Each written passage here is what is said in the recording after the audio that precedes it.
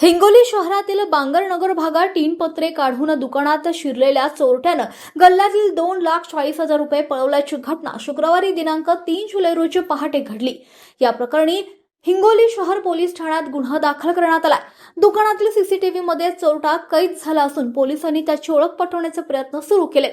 हिंगोली शहरातील बांगरनगर भागात वैजनाथ जाधव यांच्या मालकीचं अंबिका ट्रेडर्स नावाचं होलसेल किराणा दुकान आहे। नेहमीप्रमाणे वैजनाथ हे गुरुवारी दिनांक 2च्या रात्री दुकान बंद करून घरी गेले होते। पहाटे 2:30 वाजण्याच्या दरम्यान एका चोरट्यानं दुकानाच्या बाजूला असलेले टीन पत्रे काढून आत प्रवेश केला। डोकं आणि तोंड टोपीनं झाकलेल्या चोरट्यानं दुकानात येऊन थेट एका ड्रॉवर मधून गल्ल्याची चावी घेतली। त्यानंतर गल्ला उघडून त्यातील 2,40,000 रुपयांची रक्कम घेऊन चोरट्यानं पळ काढला।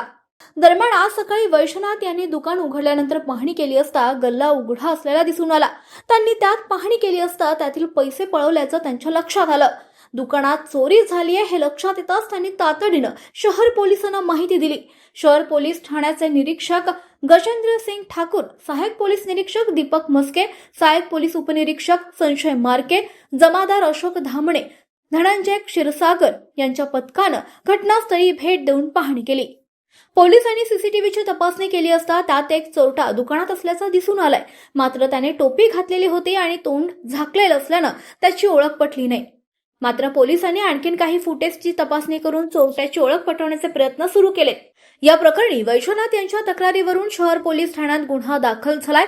सहाय्यक पोलीस निरीक्षक मस्के पुढील तपास करतायत।